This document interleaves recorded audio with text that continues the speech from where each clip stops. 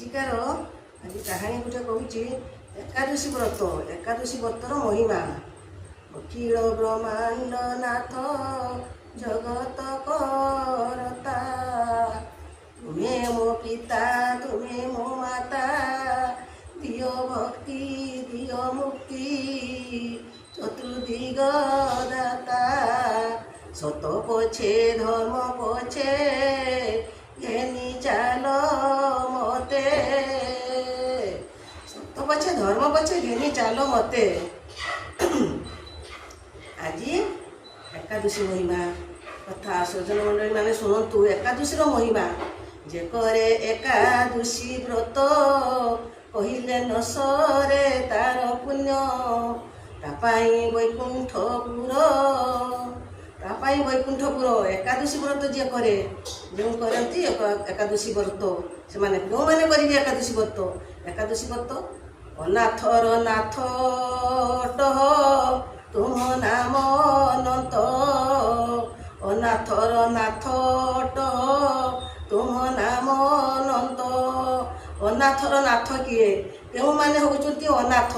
କେଉଁମାନେ ଅନାଥ? ଯେମାନଙ୍କର ଖାଇତେ ନାହିଁ କି ଗରିବ ଘର, ସେମାନେ ଅନାଥ? ସେମାନେ କେହି ଅନାଥ ନିଅନ୍ତି।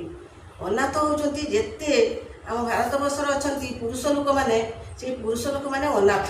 ତାଙ୍କର ନାଥ ନାହିଁ। ତାଙ୍କର ନାଥ କିଏ? ଜଗନ୍ନାଥ। ତାଙ୍କର ଜଗନ୍ନାଥ ହେଉଛନ୍ତି ନାଥ ସେମାନଙ୍କର। ଆଉ କେବଳ ବିଧବା ଲୋକମାନଙ୍କର ଜଗନ୍ନାଥ ହେଉଛନ୍ତି ନାଥ, କିନ୍ତୁ ସେମାନଙ୍କର ହେଉଛନ୍ତି ନାଥ। ଆଉ ନାଥ ଯେଉଁମାନେ ସ୍ୱାମୀ ସ୍ତ୍ରୀ ମାନଙ୍କର, ସେମାନଙ୍କର ନାଥ ଭଗବାନ ନୁହନ୍ତି। ଯେଉଁ ପୁରୁଷ ଲୋକମାନଙ୍କର କେବଳ ନାଥ। ଏକାଦଶୀ ବ୍ରତ କେବଳ ପୁରୁଷ ଲୋକମାନେ କରିବେ, ଆଉ ବିଧବା ଲୋକମାନେ କରିବେ। ଏଇଟା ମୁଁ କହୁନାହିଁ, ଶାସ୍ତ୍ର ଭାଗବତରେ ଲେଖା ହେଇଛି।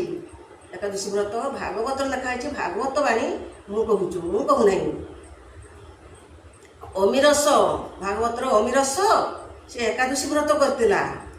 ଏକାଦଶୀ ବ୍ରତ କରିଥିଲା। ଦୁର୍ବାସା ଋଷି, ଦୁର୍ବାସା ଋଷି ସିଏ ବହୁତ ରାଗି। ତା ରାଗି ମାନେ ସିଏ ଋଷି ଭିତରେ ଦୁର୍ବାସା ହେଉଛି ବହୁତ ରାଗ। ତା ରାଗ ଟିକେ। ଦିନେ ଅମିରସ ଏକାଦଶୀ କରିଛି। ସିଏ ତାଙ୍କ ଘରକୁ ଯାଇକି ପହଞ୍ଚିଲେ। ଦୁର୍ବାସା ଋଷି ଯାଇକି ପହଞ୍ଚିଗଲେ।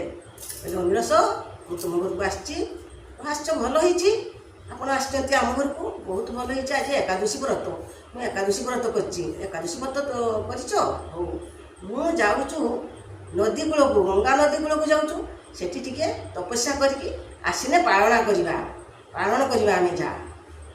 ଅମିରସ କହିଲେ, ହଉ।